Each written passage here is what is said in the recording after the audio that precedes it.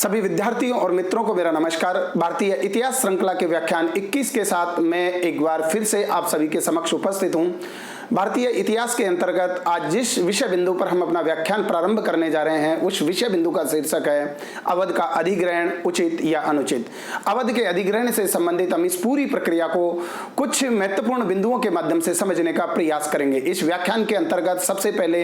हम जिस बिंदु पर अपनी नजर दौड़ाएंगे वो बिंदु है अवध राज्य की संक्षिप्त जानकारी 1722 से 1765। दूसरे बिंदु के अंतर्गत हम बात करेंगे अवध और कंपनी के संबंधों की, अर्थात 1765 से 1856 ईस्वी तक अवध के नवाबों और कंपनी के बीच के संबंध किन सहायक संधियों, किन समझौते,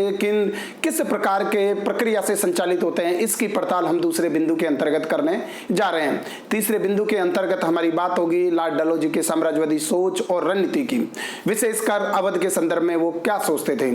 चौथे बिंदु के अंतर्गत हम बात करेंगे डलहौजी के द्वारा अवध के अधिग्रहण की रणनीति पर किस प्रकार से काम किया गया ताकि वो इस प्रक्रिया को अंजाम तक पहुंचा सके। पांचवें बिंदु के अंतर्गत अवध के अधिग्रहण 1856 ईस्वी में उसके घटनाक्रम को हम समझेंगे। छठे बिंदु के अंतर्गत हमारी बात होगी अधिग्रहण पर प्रतिक्रिया या अधिग्रहण के मूल्यांकन की, कि उसे उचित ठहराया जा सकता है या अनुचित ठहराया जा सकता है, या पहले एक लंबे समय से चली आ रही प्रक्रिया का ये एकमात्र समापन था या उसका तार्किक परिणाम था। सातवें बिंदु के अंतर्गत हम बात करेंगे परीक्षा उपयोगी प्रश्नों की। परीक्षा उपयोगी प्रश्नों पर हमारी बात होगी। इसी के साथ इन जो 6-7 बिंदु है उसके माध्यम से हम अवध के अधिग्रहण की इस पूरी प्रक्रिया को एक व्याख्यान के माध्यम से समझने का प्रयास है वो करते हैं विश्लेषणात्मक दृष्टि से, आलोचनात्मक दृष्टि से। इसी के साथ आज का हमारा जो ये व्याख्यान है यहीं से प्रारंभ होता है। सबसे पहले हम बात कर लेते हैं अवध राज्य की संक्षिप्त जानकारी 1722 से 1765 ईस्वी तक। जब हम अवध राज्य की संक्षिप्त जानकारी की बात करते हैं तो हमारे लिए सबसे पहले जानना बेहद आवश्यक हो जाती है कि अवध का एक क्षेत्रीय शक्ति के रूप में आविर्भाव कैसे हुआ और किस प्रकार से उसने अपने आप को एक वंशानुगत क्षेत्रीय राज्य के रूप में स्थापित हुआ। तो हम जब अवध राज्य की संक्षिप्त जानकारी से संबंधित इतिहास पर नजर दौड़ाते हैं तो इससे संबंधित कुछ तथ्य है हमारे सामने उभर करके आते हैं। तो हमने जब क्षेत्रीय शक्तियों के आविर्भाव से संबंधित व्याख्यान के माध्यम से हमने चीजों को समझने का प्रयास किया तो उसमें हमने अवध राज्य के स्थापना की प्रक्रिया को भी देखा था। तो हम यहाँ पर उसको संक्षेप में फिर से अवध राज्य की जानकारी से मैं आप सभी को अवगत करा रहा हूँ। अवध का जो राज्य था वो मुगलों का उत्तराधिकारी राज्य था। मुगलों का उत्तराधिकारी राज्य इस संदर्भ में क्योंकि यह मुगलों के साम्राज्य के अधीन एक प्रांत था और वहां पर एक सूबेदार की नियुक्ति की जाती रही थी। लेकिन 1722 ईस्वी में जब मुगल दरबार में या उत्तरवर्ती जो मुगल बादशाह है वो लगातार कमजोर रह रहे थे और दरबार में केवल सत्ता के लिए आंतरिक षड्यंत्र व्याप्त था, तो उसी विकेंद्रीकरण की नीति के तहत 1722 ईस्वी में सादत खां बुरहान मुल्क ने अवध में एक प्रकार से क्षेत्रीय राज्य की नींव है वो रख दी थी। तो ये जो अवध का राज्य है वो मुगलों का उत्तराधिकारी राज्य था जिसकी 1722 ईस्वी में सादत खां के द्वारा नींव रख दी जाती है और सादत खां के द्वारा वहां पर एक नए प्रकार के राजस्व का बंदोबस्त किया जाता है और वहां पर अपने उत्तराधिकारियों के लिए एक प्रकार से वंशानुगत नवाबी की प्रथा को सादत खां के द्वारा अवध में स्थापित कर दिया जाता है। ये जितने भी अवध के नवाब थे वो नाम मात्र के लिए मुगल बादशाह की प्रभुता को स्वीकार करते थे, उसको वार्षिक रूप से कर और नजराना देते थे। इसके अलावा मुगल बादशाह का अवध के क्षेत्रीय राज्य में किसी भी प्रकार का कोई हस्तक्षेप है वो 1722 ईस्वी के बाद में नहीं रह गया था। तो जब हम अवध के राज्य की बात करते हैं तो हमारे लिए ये बिल्कुल क्लियर होना चाहिए कि अवध कौन था। अवध का राज्य है मुगलों का एक उत्तराधिकारी राज्य था जिसकी 1722 ईस्वी में सादत खां के द्वारा स्थापना की गई। नाम मात्र के लिए मुगलों की अधीनता स्वीकार करते थे और जब बक्सर का युद्ध हुआ, हमने पढ़ा कि 22 अक्टूबर 1764 ईस्वी को जो बक्सर का युद्ध हुआ, अंग्रेजी ईस्ट इंडिया कंपनी एक तरफ थी और 3 भारतीय शक्तियों का संयुक्त गठबंधन है वो एक तरफ था। ये 3 भारतीय शक्ति थी बंगाल के अपदस्थ जैसे नवाब मीर कासिम, तत्कालीन मुगल बादशाह शाह आलम द्वितीय और अवध के नवाब शुजा-उद-दौला। ये तीनों भारतीय शक्तियों का बक्सर के मैदान में एक क्षेत्रीय प्रभुता को लेकर के, क्षेत्रीय वर्चस्व वर्चस्व को लेकर के ईस्ट इंडिया कंपनी के साथ मुकाबला होता है और जिसका परिणाम इन 3 भारतीय शक्तियों के विपक्ष में जाता है और अंग्रेजी ईस्ट इंडिया कंपनी को बक्सर के युद्ध में निर्णायक जीत है वो मिलती है। तो अवध के उस 1765 ईस्वी में 1764 ईस्वी के बक्सर के युद्ध के समय अवध के जो नवाब थे वो शुजा उद्दौला थे। तो हम ये कह सकते हैं कि अवध का जो राज्य है वो मुगलों का उत्तराधिकारी राज्य था। सादत खां के द्वारा इसकी स्थापना की गई और नाम मात्र के लिए मुगलों की प्रभुता को स्वीकार करते थे। लेकिन अवध का और ईस्ट इंडिया कंपनी का जो पहला जो प्रत्यक्ष संपर्क होता है वो बक्सर की लड़ाई के माध्यम से होता है 1764 ईस्वी में और बाद में अंग्रेजी ईस्ट इंडिया कंपनी ने जो बक्सर की लड़ाई में अवध के नवाब शुजा उद्दौला भी पराजित हुए थे उसके साथ भविष्य में संबंधों को निर्धारित करने के लिए इलाहाबाद की संधि के माध्यम से उस दिशा में प्रयास किया। तो हम इसी को दूसरे बिंदु के अंतर्गत समझने जा रहे हैं कि अवध और ईस्ट इंडिया कंपनी के संबंध 1765 से 1856 ईस्वी तक किस प्रकार संचालित होते रहे। जब हम अवध और कंपनी के संबंधों की बात करते हैं 1765 से और 1856 ईस्वी तक, तो इसके इन संबंधों की शुरुआत होती है इलाहाबाद की संधि से जो कि 1765 ईस्वी में हुई थी। ये इलाहाबाद की संधि है वो बक्सर युद्ध का परिणाम थी और इलाहाबाद की प्रथम संधि के तहत इलाहाबाद के नाम से 2 संधियां हुई थी 1765 ईस्वी में। उसमें प्रथम संधि अवध के नवाब शुजा उद्दौला के साथ हुई थी जहां पर कंपनी ने अवध राज्य के साथ अपने संबंधों का निर्धारण किया। तो इलाहाबाद की जब हम प्रथम संधि की बात करते हैं 1765 ईस्वी में हुई, उस समय अवध के नवाब थे शुजा उद्दौला और उस समय इस इलाहाबाद की संधि से पहली बार ईस्ट इंडिया कंपनी ने अवध राज्य है उसके एक प्रकार से उसके आंतरिक मामलों में दखल अंदाजी प्रारंभ कर दी। इस इलाहाबाद की संधि के महत्वपूर्ण प्रावधानों की हम पूर्ववर्ती व्याख्यानों में चर्चा कर चुके हैं, लेकिन फिर भी हमारे लिए यहाँ पर इनको फिर से जानना और समझना बेहद आवश्यक है। जब इलाहाबाद की संधि के प्रावधानों की जब मैं बात करता हूं तो सबसे पहले ईस्ट इंडिया कंपनी ने अवध के तात्कालिक नवाब शुजा उद्दौला से इलाहाबाद और कड़ा के जिले ले लिए। इसके अलावा 50 लाख रुपए युद्ध के हर्जाने के रूप में उस समय अवध के नवाब को अंग्रेजी ईस्ट इंडिया कंपनी को देने पड़े। इसके अलावा बलवंत सिंह की जमींदारी को भी मान्यता देनी पड़ी। न केवल इलाहाबाद की संधि, इसके बाद तुरंत बाद कंपनी के साथ आक्रमण और एक रक्षात्मक संधि भी अवध के नवाब और कंपनी के बीच में हुई। इस आक्रमण और रक्षात्मक संधि का यह प्रावधान था कि जब कभी ईस्ट इंडिया कंपनी के खिलाफ कोई भारतीय शक्ति कोई आक्रमण करती है या ईस्ट इंडिया कंपनी को इस प्रकार की मदद की आवश्यकता होगी तो जो अवध का जो नवाब है वो अंग्रेजी ईस्ट इंडिया कंपनी की बगैर बिना किसी शर्त के निःशुल्क है वो सहायता करेगा। लेकिन जब अवध के नवाब को किसी भारतीय शक्ति के आक्रमण का सामना करना पड़ता तब अंग्रेजी ईस्ट इंडिया कंपनी है उस अंग्रेजी ईस्ट इंडिया कंपनी अवध के नवाब की सैनिक सहायता करेगी, लेकिन उस सैनिक सहायता के बदले में अवध के नवाब को कीमत चुकानी पड़ेगी। तो यहाँ पर इस संधि को देखिए कि जब अंग्रेजी ईस्ट इंडिया कंपनी को अवध के नवाब की मदद मिली थी तब तो कोई पैसा नहीं चुकाना था, लेकिन जब अवध के नवाब की मदद अंग्रेजी ईस्ट इंडिया कंपनी कर रही थी तब उस मदद के एवज में अवध के नवाब को कुछ पैसा है जो भी खर्चा हो रहा था उसका भुगतान करना था। तो इस प्रकार की इलाहाबाद की संधि के माध्यम से एक प्रकार से इलाहाबाद और कड़ा के जिले हैं जब अवध के नवाब से छीन लिए जाते हैं और यहीं से अवध और कंपनी के बीच के संबंधों की शुरुआत हो जाती है। एक प्रकार से अवध के राज्य को उस समय चाहते तो अंग्रेजी ईस्ट इंडिया कंपनी अवध के राज्य का जिस प्रकार से बंगाल में उन्होंने पूरी तरह से प्रत्यक्ष शासन स्थापित कर लिया था, यानी वो चाहे द्वैध शासन के रूप में ही प्रत्यक्ष शासन हो और वो पूरा नियंत्रण स्थापित कर सकते थे, लेकिन उस समय तात्कालिक ईस्ट इंडिया कंपनी के भारतीय अधिकारियों ने ऐसा नहीं किया, क्योंकि अगर वो ऐसा करते तो उन्हें तात्कालिक रूप से अवध की जनता का और अन्य भारतीय शक्तियों के व्यापक विरोध का सामना करना पड़ता और इसलिए वो सैन्य अवध के अधिग्रहण की प्रक्रिया पर लगातार आगे बढ़ना चाहते थे और उसी को हम देख सकते हैं इलाहाबाद की संधि में। इसके बाद में जब अवध राज्य है वो स्थापित हो गया और अवध राज्य के साथ इलाहाबाद की संधि के माध्यम से कंपनी ने अपने संबंधों का निर्धारण कर लिया, तो उसके बाद में अवध राज्य की स्थिति कंपनी के लिए एक तटस्थ राज्य के रूप में हो गई थी, अर्थात उत्तर भारत के राज्यों और बंगाल के बीच में वो कंपनी के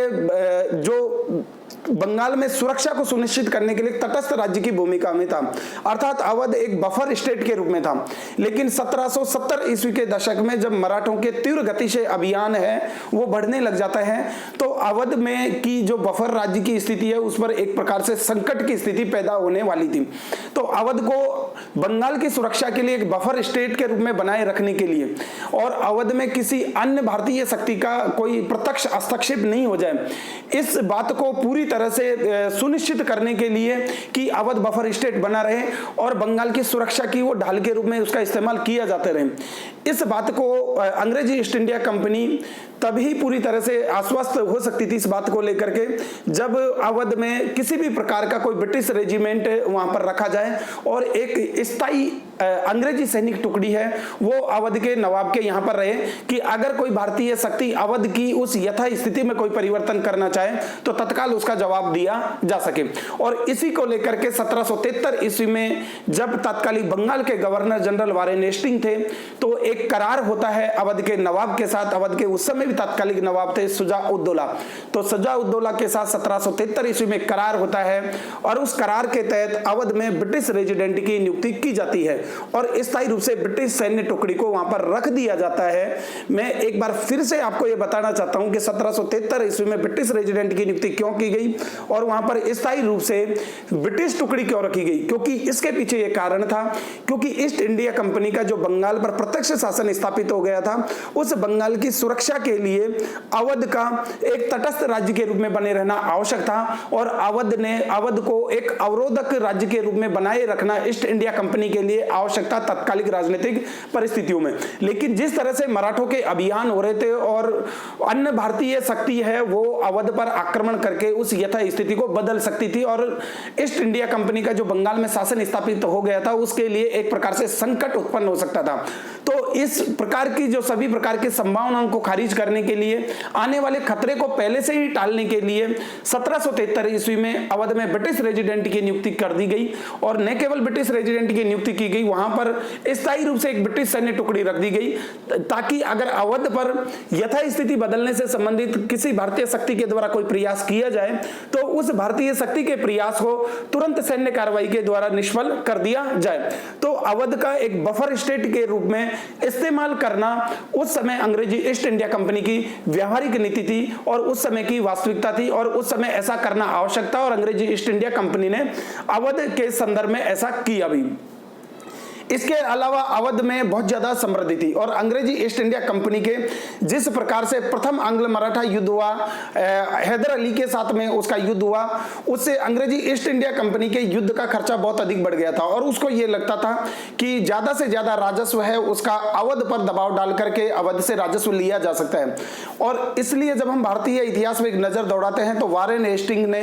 अवध की बेगमों से भी धन के लिए छीना झपटी की, यानी वो एक वारेन हेस्टिंग के कैरेक्टर पर वारेन हेस्टिंग जो एक कुशल प्रशासक के रूप में आया था जिसने प्रारंभ में कंपनी के प्रत्यक्ष शासन को स्थापित करने के लिए बहुत महत्वपूर्ण योगदान दिया था, वो उनके एक चरित्र पर कलंक है। यानी अवध के जब बेगमों के पास में ये माना जाता था कि उनके पास बहुत सारा धन है, लेकिन स्त्रियों से धन छीनने की, स्त्रियों से धन हथियाने की क्या नौबत आ गई और उसने वारेन हेस्टिंग ने वो सब प्रयास किए ताकि स्त्रियों से भी धन छीना जा सके और ये थी अवध की बेगमें, जो वारेन हेस्टिंग के कैरेक्टर पर बहुत बड़ा दाग था। लेकिन अंग्रेजी ईस्ट इंडिया कंपनी को उस समय धन की बहुत आवश्यकता थी और उसने ये प्रकार ये प्रयास किया कि अवध से ज्यादा राजस्व की प्राप्ति है वो होती रहे चाहे किसी भी रूप में रहे। इसके अलावा अगर अवध के हम 18वीं सदी के उत्तरार्ध के महत्व को भी समझे तो अवध का नील और कपास के लिए बहुत ज्यादा महत्व था। यानी उस समय इंग्लैंड को जो भी नील का जो निर्यात किया जाता था भारत से,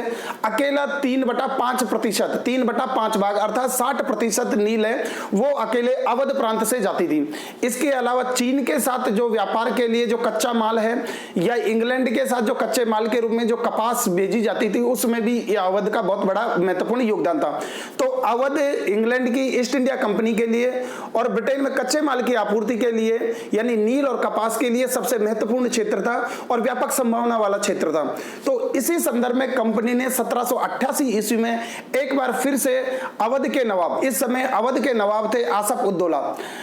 अवध के नवाब थे आसफ-उद-दौला, अवध के नवाब आसफ-उद-दौला के साथ 1788 ईस्वी में मुक्त व्यापार की संधि की। इस मुक्त व्यापार की संधि से यह प्रावधान किया गया था कि ब्रिटिश ईस्ट इंडिया कंपनी के सामान का कोई आयात हो या निर्यात हो, उस पर किसी भी प्रकार का कोई कर है वो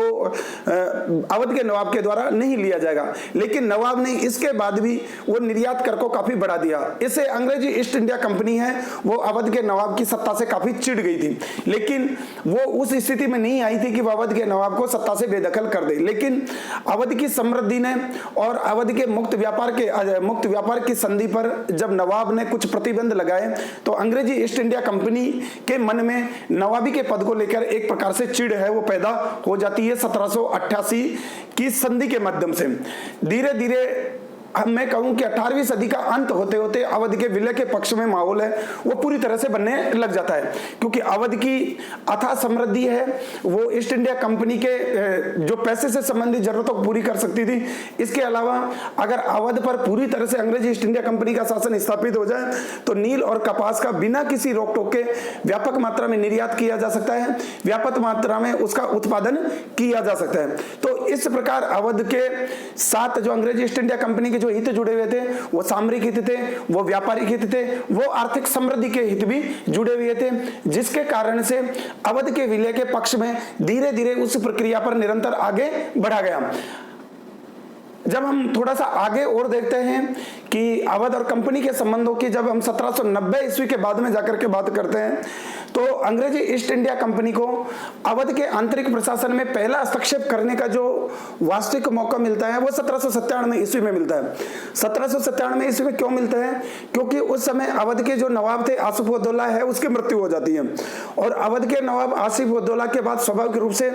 उसके पुत्र है वो अवध के नवाब बनते हैं। लेकिन अंग्रेजी ईस्ट इंडिया कंपनी है यहाँ पर अवध के आंतरिक मामलों में हस्तक्षेप करते हुए वो आसिफ उद्दौला के पुत्रों को नवाबी का पद देने से इनकार कर देती है, अर्थात उनके दावे को स्वीकार नहीं करती और उसके स्थान पर आसिफ उद्दौला के भाई सादत अली खान की नवाबी के पद का समर्थन करती है। और सादत अली खान है वो अंग्रेजी ईस्ट इंडिया कंपनी के सहयोग से अवध के नवाब के पद पर बैठ जाते हैं। लेकिन जैसे ही वो अंग्रेजी ईस्ट इंडिया कंपनी की मदद से अवध के नवाब के पद को हथिया लेते हैं तो उसके बदले में कंपनी को कुछ इलाके हैं वो सौंपने पड़ते हैं। कंपनी को न केवल कुछ इलाके सौंपने पड़ते हैं अभी तो 76 लाख रुपए अनुदान के रूप में यानी सालाना उस कंपनी को देने होंगे सादत अली को।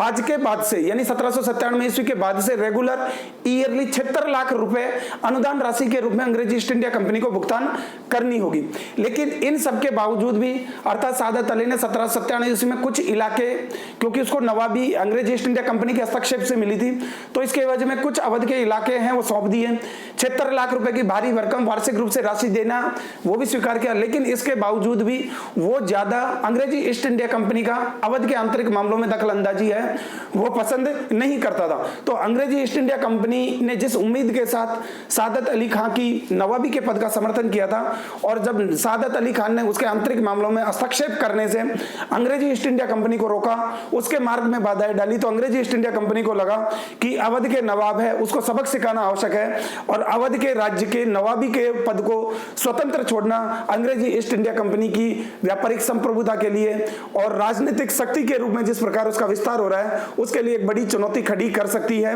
ये अवध के नवाबी का स्वतंत्र व्यवहार। तो इसी की परिणति ये होती है कि 1801 ईस्वी में लॉर्ड वेलेस्ली वही था जिसने सहायक संधि की नीति को बड़े पैमाने पर भारतीय राज्यों के संदर्भ में लागू किया। तो लॉर्ड वेलेस्ली को जिस प्रकार से अवध की आर्थिक समृद्धि थी, अवध का सामरिक महत्व था, अवध का व्यापारिक महत्व था, उसके मद्देनजर वो अपने भाई हेनरी को अवध के नवाब के साथ एक सहायक संधि के प्रस्ताव के साथ भेजते हैं और अवध के नवाब को डरा धमका करके एक सहायक संधि है जो वास्तविक सहायक संधि जिसे हम कह सकते हैं अवध के संदर्भ में वो 1801 में अवध और अंग्रेज ईस्ट इंडिया कंपनी के बीच में उस सहायक संधि पर हस्ताक्षर कर लिए जाते हैं। इस सहायक संधि के तहत नवाब को अपनी सेना है वो समाप्त करनी थी। इसके अलावा आधे अवध का अधिग्रहण है वो अंग्रेजी ईस्ट इंडिया कंपनी के द्वारा कर लिया गया। आधे अवध की जब मैं बात करूं तो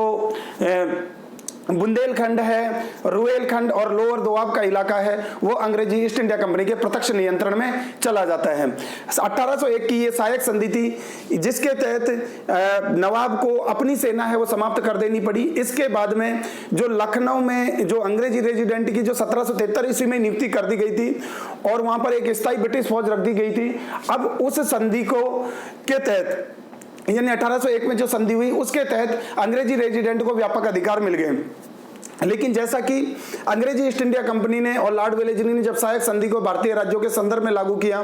तो उन्होंने सिर्फ सिद्धांत के तौर पर यह कहा कि ये संधि के तहत सिर्फ आपको आत्मरक्षा, आपकी कूटनीति और वैदेशिक संबंधों का अधिकार है वो अंग्रेजी ईस्ट इंडिया कंपनी को सौंपने हैं, और बाकी आपकी सुरक्षा की जिम्मेदारी आपके राज्य में आपकी सत्ता को कोई जागीरदार, जमींदार या तालुकदार कोई भी चुनौती देता है तो उसके खिलाफ कार्रवाई करने की जिम्मेदारी हमारी है। आपकी सत्ता को किसी भी प्रकार से कोई आंच नहीं आएगी, आपके आंतरिक मामलों में किसी भी प्रकार की कोई दखलंदाजी नहीं दी जाएगी, आप बिना किसी डर के, बिना किसी भय के आप सत्ता पर लगातार बने रहेंगे। इस प्रकार का आश्वासन है हमेशा से अंग्रेजी ईस्ट इंडिया कंपनी के द्वारा सहायक संधि स्वीकार करने वाले राज्यों को दिया गया। लेकिन जैसा कि हमने पूर्ववर्ती व्याख्यानों में देखा कि ये एक प्रकार का लॉलीपॉप था जो अंग्रेजी ईस्ट इंडिया कंपनी के द्वारा सहायक संधि स्वीकार करने वाले भारतीय राज्यों को दिया, क्योंकि जिस किसी भी राज्य में इस सहायक संधि की नीति के तहत ब्रिटिश रेजिडेंट की नियुक्ति की गई वो कुछ समय के बाद उस राज्य की एक प्रकार से आंतरिक प्रशासनिक व्यवस्था का सर्वे सर्वा बन गया। वो सभी प्रकार की राजनीतिक नियुक्तियां करने लगा, सभी प्रकार के मंत्रियों की नियुक्ति उसके द्वारा की जाती थी। इसके अलावा विभिन्न प्रकार के पदों को वो पैसों के माध्यम से बेचने का काम है वो करते थे। तो इस प्रकार से सारे जितने भी भारतीय राज्य थे वो अपने क्षेत्रीय प्रशासन के विषय में, अपनी जनता की समस्याओं के प्रति में बिल्कुल वो एक प्रकार से बेपरवाह हो गए थे। उन्हें जनता के सुख दुख की कोई परवाह नहीं थी, क्योंकि जनता के सुख दुख की परवाह इसलिए नहीं थी क्योंकि उनकी सुरक्षा की जिम्मेदारी है अंग्रेजी ईस्ट इंडिया कंपनी ने सहायक संधि के माध्यम से ली थी। और ऐसा ही अवध के संदर्भ में हुआ। अवध के संदर्भ में जो लखनऊ का जो रेजिडेंट का जो कार्यालय है वो सत्ता का वैकल्पिक केंद्र बन जाता है, और वैकल्पिक केंद्र बन जाता है तो नवाब राजकार्यों में उदासीन हो जाता है। उसको जनता के दुखों की कोई परवाह नहीं रहती, क्योंकि अब उसके पास उस प्रकार की किस प्रकार की कोई सैन्य शक्ति नहीं थी, किसी पड़ोसी राज्य के साथ कोई मित्रता करने का अधिकार नहीं था, और किसी भी प्रकार के कोई वैदेशिक संबंध बनाने का अधिकार नहीं था। तो जो राजा है वो सिर्फ अपनी नवाबी का पद पाकर के संतुष्ट हो गया, और जिस प्रजा के जो भी समस्याओं का समाधान वो राजा करता था, सहायक संधि के बाद वो राजा है प्रजा की तरफ से पूरी तरह से उदासीन हो जाता है। इसका परिणाम यह होता है कि अवध में धीरे धीरे कुप्रशासन, प्रशासनिक अव्यवस्था है और अराजकता है वो फैल जाती है। और सबसे पहले जो तत्कालीन भारत के जो गवर्नर जनरल थे विलियम बेंटिंग ने शासन व्यवस्था में सुधार करने के लिए अवध के नवाब को चेतावनी दी, और उन्होंने ये कहा कि भाई आप शासन व्यवस्था में कुछ सुधार करें, शासन के कार्यों में दिलचस्पी लें। लेकिन चूंकि 1801 की संधि में यह प्रावधान किया गया था कि अगर नवाब है शासन के कार्यों में, क्योंकि शासन के कार्य में ध्यान देने के लिए उसके पास उस तरह के पावर भी नहीं थे, लेकिन विलियम बेंटिंग ने वो कार्य किया कि नवाब को शासन के कार्य में सुधार करने के लिए कोई प्रयास करना चाहिए। लेकिन नवाब ने उस विलियम बेंटिंग की सलाह को अनदेखा कर दिया। उस समय अवध में जो प्रशासनिक व्यवस्था इस कदर हावी हो गई थी और प्रशासनिक अराजकता इस कदर व्याप्त हो गई थी कि उस समय जो कंपनी के जो बोर्ड ऑफ डायरेक्टर्स के सदस्य थे उन्होंने विलियम बेंटिंग को तो यहां तक कह दिया था कि अगर जिस प्रकार की ये प्रशासनिक अव्यवस्था जो लखनऊ में व्याप्त है, अवध में व्याप्त, अगर इसमें कोई सुधार नहीं होता है तो ये लोगों के भले के लिए अच्छा होगा कि हम अवध का भी प्रत्यक्ष अधिग्रहण कर ले और यहाँ पर प्रत्यक्ष ब्रिटिश शासन स्थापित कर दिया जाए, ताकि ब्रिटिश सामान की भी ज्यादा खपत होगी और अवध में कानून व्यवस्था का शासन भी अच्छी प्रकार से स्थापित हो जाएगा। लेकिन बेंटिंग ने ऐसा नहीं किया। 1837 ईस्वी में लॉर्ड ऑकलैंड ने तत्कालीन अवध के नवाब मोहम्मद अली से एक संधि की, और उस संधि में यह प्रावधान था कि अगर अवध के आंतरिक प्रशासन में अपेक्षित सुधार नहीं किए जाते तो उस आंतरिक प्रशासन को सुधारने के लिए अंग्रेजी ईस्ट इंडिया कंपनी के रेजिडेंट है उसको आंतरिक मामलों में दखलंदाजी करने का अधिकार होगा। लेकिन डायरेक्टर्स ने लॉर्ड ऑकलैंड के 1837 ईस्वी के इस प्रकार के संधि के प्रस्ताव को मंजूरी नहीं दी, और इस प्रकार से 1837 ईस्वी की जो लॉर्ड ऑकलैंड का प्रस्ताव है वो एक प्रकार से डेड लेटर बना रहा है, यानी मृत पत्र बना रहा जो कभी अस्तित्व में नहीं आया। क्योंकि संधि की क्या आवश्यकता थी, अंग्रेज रेजिडेंट वो अपने आप में सत्ता का वैकल्पिक केंद्र बन गया था, और नवाब जो जनता के सुख दुखों के प्रति, जनता के दुखों के प्रति लापरवाह हो गया था, जनता के हितों के प्रति उदासीन हो गया था। उसके पीछे ये ब्रिटिश रेजिडेंट है उसके हाथों में सारी सत्ता का होना, और ब्रिटिश रेजिडेंट के प्रति ही वफादारी दर्शाते थे उस समय के तात्कालिक अवध के नवाब से जुड़े हुए महत्वपूर्ण प्रशासनिक अधिकारी हो या तालुकदार हो, वो उनके लिए जो सबसे बड़ी सत्ता का केंद्र है वो लखनऊ में ब्रिटिश रेजिडेंट का कार्यालय है वो बन गया था। तो एक प्रकार से अवध के नवाब है वो मजबूर था, वो चाहकर के भी जनता की समस्याओं का समाधान नहीं कर सकता था, क्योंकि किसी भी प्रकार के एक प्रकार से वित्त के अधिकार उसके पास नहीं रह गए थे, उसके प्रकार कोई सैनिक नहीं रह गए थे, सैन्य संगठन नहीं रह गया था ताकि वो जनता की समस्याओं का समाधान कर सके। इसके अलावा लॉर्ड हार्डिंग जो 1844 से और 1848 ईस्वी तक भारत के गवर्नर जनरल बन करके यहाँ पर आते हैं, वो भी अवध के नवाब को एक प्रकार से वापस अपने प्रशासनिक कार्यों में रुचि लेने के लिए कहते हैं और कहते हैं कि जो प्रशासनिक कुप्रबंधन आपके यहाँ पर व्याप्त हो गया है, उस प्रशासनिक कुप्रबंधन को सुधारने के लिए आपको प्रयास करना चाहिए। लेकिन फिर अवध के जो प्रशासनिक व्यवस्था में किसी भी प्रकार का कोई सुधार नहीं हुआ, क्योंकि गवर्नर जनरल का कहना अलग था, लेकिन अंग्रेज ईस्ट इंडिया कंपनी की जो मंशा है वो कुछ और प्रकार की थी। वो स्थिति को और भी ज्यादा बिगड़ने देना चाहती थी ताकि अवध को एक विलय को एक ठोस आधार प्रदान किया जा सके कि प्रशासनिक कुप्रबंधन हो गया है, कुशासन व्याप्त है और इसके कारण से अवध का विलय करना अब यहाँ की जनता के हितों के लिए आवश्यक है। इसके कारण, क्योंकि इन सारी समस्याओं के पीछे अगर देखा जाए तो पूरी तरह से अंग्रेजी ईस्ट इंडिया कंपनी की वो सहायक संधि और ब्रिटिश रेजिडेंट का बढ़ती हुई दखलंदाजी थी, जिसके कारण से नवाब है पूरी तरह से शासन कार्यों से उदासीन हो गया।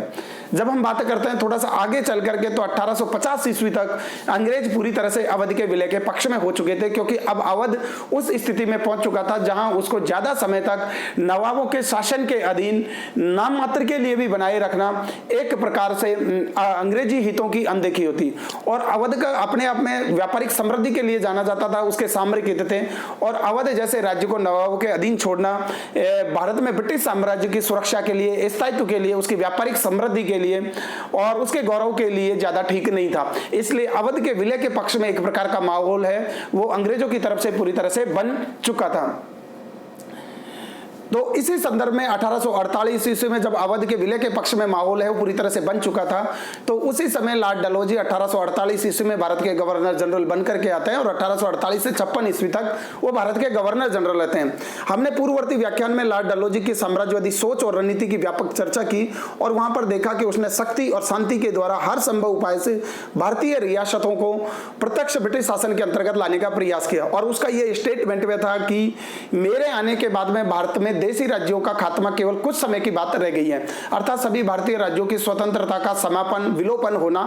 अत्यंत आवश्यक हो गया और ऐसा होगा भी, और इसके लिए लॉर्ड डलहौजी ने प्रयास भी किया। तो जब हम यहाँ लॉर्ड डलहौजी गवर्नर जनरल बनकर के आ गया और जिसकी एक स्पष्ट साम्राज्यवादी सोच थी, एक स्पष्ट रणनीति थी, अवध के संदर्भ में उसकी सोच और ज्यादा रणनीति किस प्रकार की थी उसी को हम इस बिंदु के माध्यम से थोड़ा और समझ लेते हैं।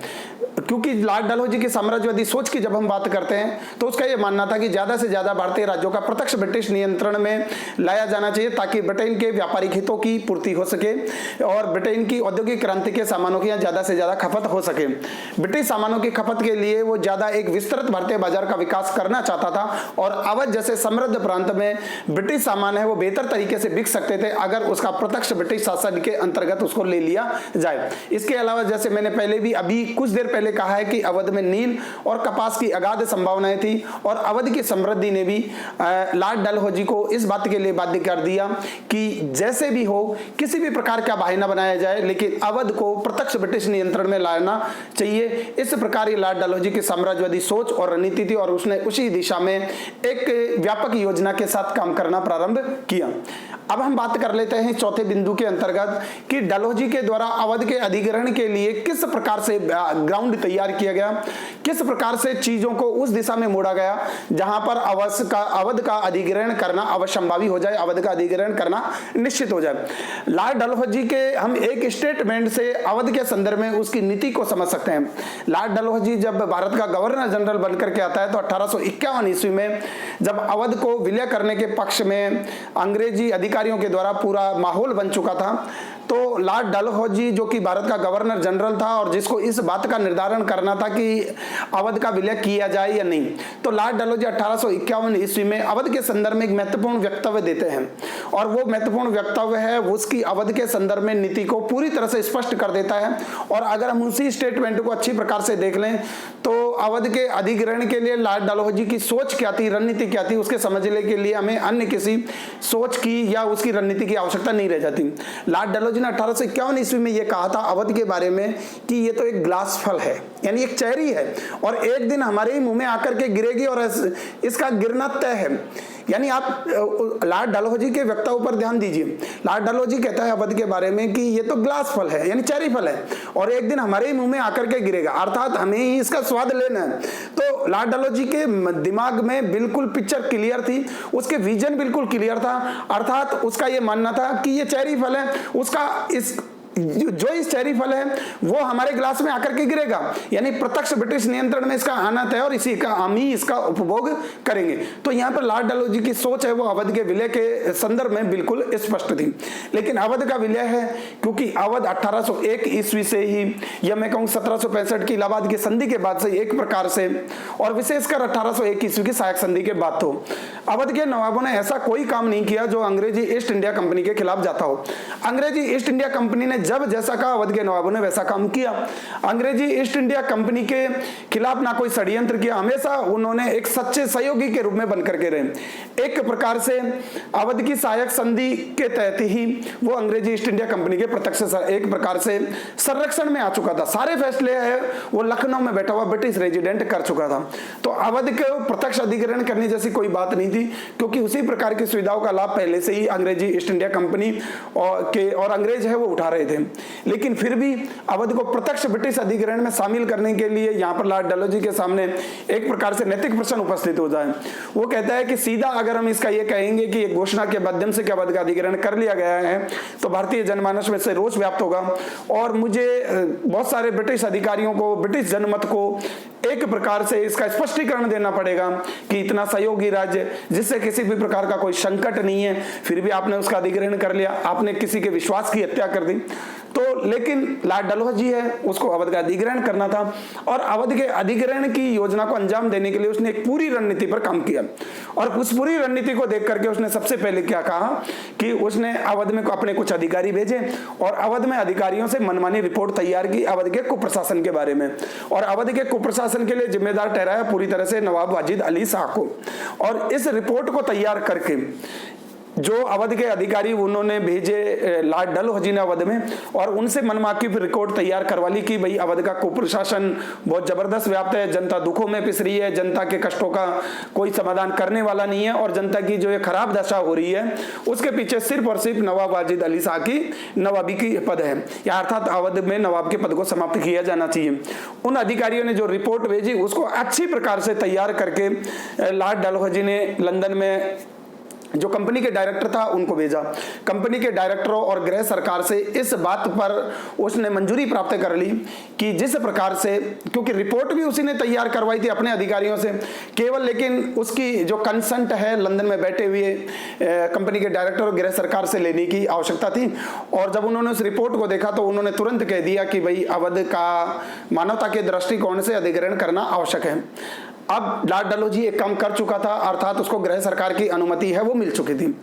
अब भारतीय जनता में अपने जो विलय के औचित्य को सिद्ध करने के लिए उसको कुछ ठोस तार्किक आधार है वो प्रस्तुत करने दें। तो इसी संदर्भ में लॉर्ड डलहौजी ने क्या किया कि अगर मैं थोड़ा सा पहले जाकर के बात करूं इस रिपोर्ट से पहले, 1848 से 54 ईस्वी में सबसे पहले कर्नल स्लीमेन को लखनऊ में ब्रिटिश रेजिडेंट बना करके भेजा और कर्नल स्लीमेन ने जब अवध के कुप्रशासन से संबंधित व्यवस्था को देखा तो वो बौचक्का रह गया और उसने कहा कि वास्तव में अवध में स्थिति बड़ी गंभीर है। लेकिन कर्नल स्लीमेन ने कभी भी ये नहीं कहा कि अवध का अधिग्रहण कर लिया जाए, उसने ये कहा कि अवध में स्थिति गंभीर है लेकिन ब्रिटिश ईस्ट इंडिया कंपनी को प्रशासनिक कार्यों का कुछ दायित्व अपने ऊपर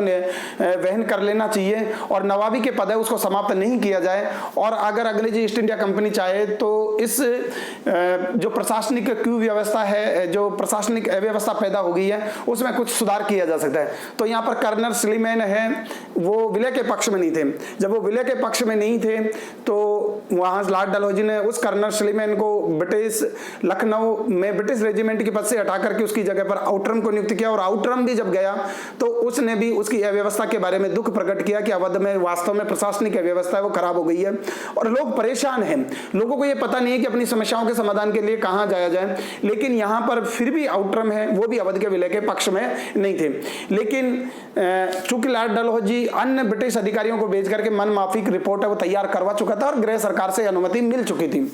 तो लॉर्ड डलहौजी के बारे में मैंने जैसे अब लॉर्ड डलहौजी से संबंधित व्याख्यान में कहा कि वो निरंकुश प्रकृति का था, अर्थात उसने जब एक बार निर्णय कर लिया, अपने दिमाग में किसी चीज को बिठा ली, तो वो उसको अंजाम तक पहुंचाता था, फिर वो चाहे उसके लिए उसको कौन से ही मार्ग का अनुकरण करना पड़े, अनुसरण करना पड़े। लॉर्ड डलहौजी ने वो प्रथम काम के रूप में ये कर लिया था कि गृह सरकार की अनुमति इस पर ले ली थी और मन माफी की रिपोर्ट है पूरी तरह से तैयार करके ब्रिटिश जनमत को भी अपने पक्ष में कर लिया था। ब्रिटिश जनमत को भी, जो लंदन में बैठे हुए ब्रिटिश जनमत को भी इस प्रकार से दिखा गया कि अवध में बहुत बुरी स्थिति, अगर अवध में हम हस्तक्षेप नहीं करेंगे तो ये ईश्वर और मानवता की दृष्टि में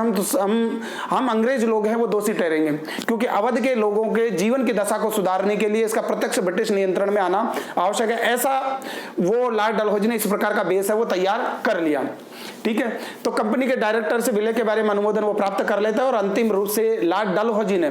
जो आधार बनाया, जो विभिन्न प्रकार का जो माहौल जो उसने अवध के विलय के पक्ष में तैयार किया, उसने कहा कि अवध में कुप्रशासन इस स्थिति में हो गया, अवध का जो प्रशासनिक व्यवस्था सड़ चुकी है और इसके लिए नवाब वाजिद अली शाह है, उसकी अय्याशी और जनता के प्रति उदासीनता है, वो जिम्मेदार है। और जब तक अवध से नवाब के पद का विलोपन नहीं कर दिया जाएगा, उसको समाप्त नहीं कर दिया जाएगा और अवध को प्रत्यक्ष ब्रिटिश नियंत्रण में नहीं ले लिया जाएगा, तब तक लोगों का कल्याण, लोगों की दशा में किसी भी प्रकार का कोई सुधार नहीं होगा। तो इसी को बेस बना करके 13 फरवरी 1856 ईस्वी को अवध का विलय है, प्रत्यक्ष ब्रिटिश अधिग्रहण अवध का विलय है वो कर लिया गया, अर्थात अवध को प्रत्यक्ष ब्रिटिश शासित क्षेत्र के अंतर्गत शामिल कर लिया गया। जब हम बात करते हैं कि अवध का अधिग्रहण 1856 ईस्वी में किया गया, तो जैसा मैंने बात की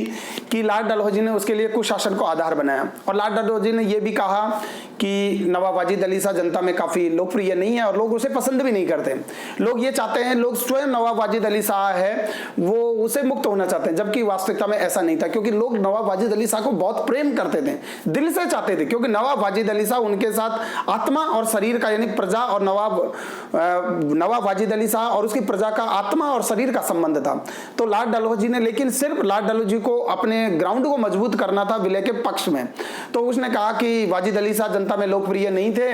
और अगर मैं अब अवध का अधिग्रहण नहीं करता हूं तो मानवता और ईश्वर दोनों की दृष्टि में दोषी होऊंगा और मैं ऐसा होने नहीं दूंगा, इसलिए मैं अवध का अधिग्रहण है वो कर रहा हूं। इसलिए 13 फरवरी 1856 ईस्वी को अवध का प्रत्यक्ष ब्रिटिश शासन में अधिग्रहण है वो कर लिया गया और इसके लिए आधार बनाया गया कुप्रशासन को। जब अधिग्रहण पर हम प्रतिक्रिया और मूल्यांकन की बात करते हैं कि इस अवध के अधिग्रहण को किस रूप में देखा जाए, तो भारतीयों के अनुसार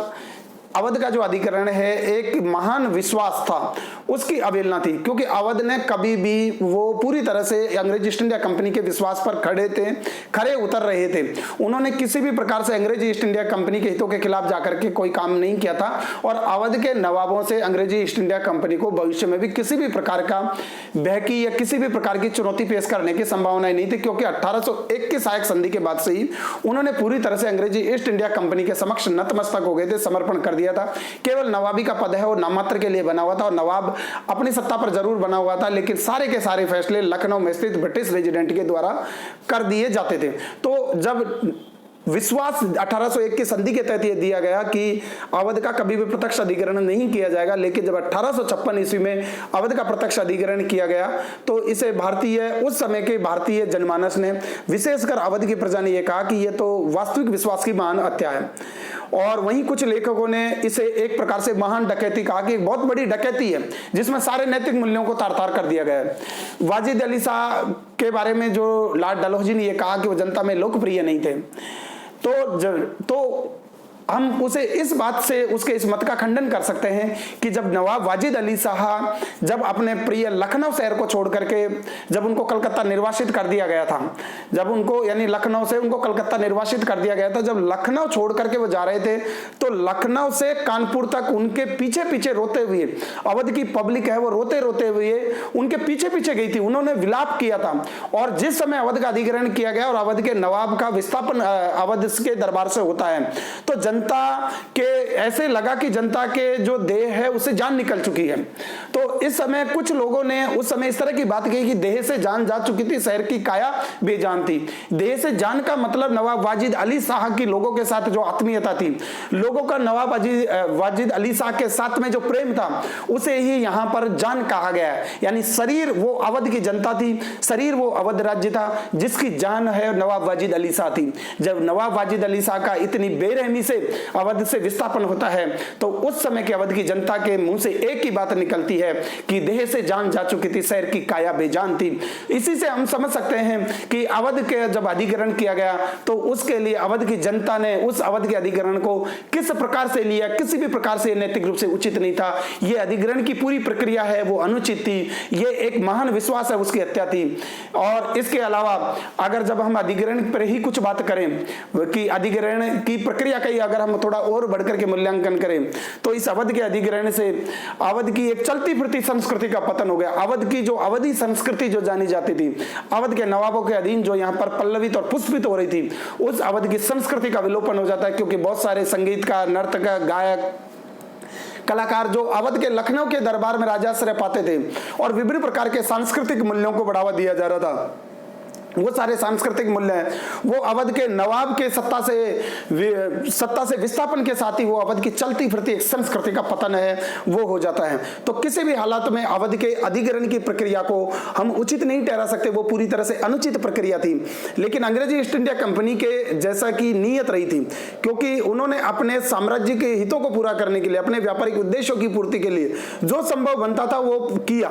और ब्रिटेन के पर्सपेक्टिव से उसे गलत नहीं कहा जा सकता, भारतीय पर्सपेक्टिव से वो गलत था और नैतिकता की दृष्टि से भी गलत था। लेकिन विजेता जाति के लिए नैतिकता अनैतिकता कोई मायने नहीं रखती, उसके सिर्फ उद्देश्यों की प्रतिपूर्ति होनी चाहिए। तो जब भी हम अंग्रेजी ईस्ट इंडिया कंपनी की नीतियों या अंग्रेजों की भारत में साम्राज्यवादी नीतियों का मूल्यांकन करें तो उसे हमें अलग अलग एंगल से देखना होगा। भारतीय पर्सपेक्टिव में देखा जाए तो वो चीजें गलत थी, नैतिकता की दृष्टि से देखा जाए तो चीजें गलत थी, मानवता की दृष्टि से देखा जाए तो गलत थी। लेकिन एक विजेता जाति का विजित जाति के प्रति जो व्यवहार और जो नीति का जो अनुसरण किया, उसमें किसी भी प्रकार से वो कोई गलती नहीं थी। लेकिन उस समय कंपनी के डायरेक्टर जॉन शेफर्ड थे, उनमें से जो भी वो स्वयं भी इस अवध के विलय के पक्ष में नहीं थे। उन्होंने भी कहा कि अवध के विलय के बहुत सारे दूरगामी परिणाम हैं, वो ब्रिटिश साम्राज्य को भारत में भुगतने पड़ेंगे। और कंपनी के डायरेक्टर जॉन शेफर्ड भी अपने शब्दों में कहते हैं कि यह विलय भारतीयों में स्वतंत्रता को बढ़ावा देने में सहायक और सफल होगा। और इसका जो व्यापक जो प्रभाव है हमें 1857 के विद्रोह में देखने को मिलता है,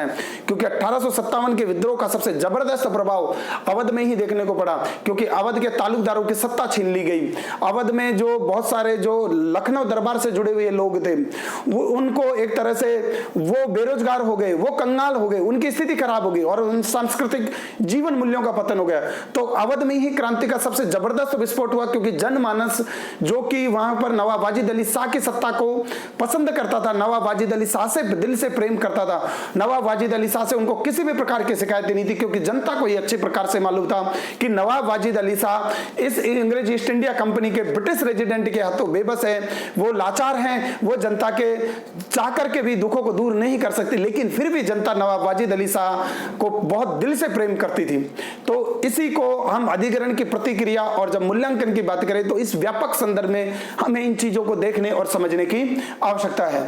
अब हम इस टॉपिक से संबंधित कुछ परीक्षा उपयोगी प्रश्नों की बात कर लेते हैं। एग्जाम में अक्सर ये प्रश्न पूछा जाता है कि जब अवध का अधिग्रहण किया तो उस समय भारत का गवर्नर जनरल कौन थे? लॉर्ड हार्डिंग थे। अवध का अधिग्रहण कब किया गया? 13 फरवरी 1856, ये एग्जैक्ट डेट आपको याद रखनी है। और उसके अलावा किसको आधार बनाया गया? कुशासन को। अवध के उस समय नवाब कौन थे? वाजिद अली शाह थे। अवध के साथ अंग्रेजों ने सहायक संधि कब किया? 1801 में। और उसके साथ अंग्रेजी ईस्ट इंडिया कंपनी के साथ संबंधों की शुरुआत कब से हो जाती है? 1765 ईस्वी से। तो ये बहुत सारी जो बातें हैं इससे संबंधित संकल्पनात्मक और तथ्यात्मक प्रश्न है, इस टॉपिक से पूछे जा सकते हैं और भारतीय इतिहास का ये अति महत्वपूर्ण टॉपिक है। अंग्रेजों की साम्राज्यवादी सोच की निकृष्टता को समझने के लिए भी ये बहुत आवश्यक टॉपिक है। अंग्रेजों की जो साम्राज्यवादी सोच है, क्योंकि बहुत सारे विजेता रहे हैं लेकिन उन्होंने कभी नैतिक मूल्यों से कोई समझौता नहीं किया। लेकिन अंग्रेजी ईस्ट इंडिया कंपनी को ये निकेन प्रकार अपने व्यापारिक हितों की चिंता थी, अपने साम्राज्यिक गौरव की अभिवृद्धि की चिंता थी और उन्होंने सारे नैतिकता के नियमों को ताक पर दिया। सारे संधि करारों पर को उन्होंने नहीं माना। उन्होंने पल पल पर हर भारतीय राज्य के साथ उनके जो भारतीय राज्य जो उन पर अत्यधिक विश्वास करते थे कि वो संधि करार और समझौतों का पालन करेंगे, वो संधि करार और समझौतों की उन्होंने अवहेलना की। तो इससे संबंधित ये अवध का अधिग्रहण से संबंधित पूरी प्रक्रिया को हम इसने व्याख्यान में समझा और इससे संबंधित संकल्पनात्मक और तथ्यात्मक प्रश्न है वो एग्जाम में पूछे जा सकते हैं और अक्सर पूछे जाते रहे हैं। इसी के साथ आज का हमारा ये व्याख्यान है यहीं पर समाप्त होते हैं। कल फिर एक नए व्याख्यान के साथ मैं फिर से आप सभी के समक्ष उपस्थित होऊंगा। तब तक के लिए आप सभी का बहुत बहुत शुक्रिया, धन्यवाद, नमस्कार।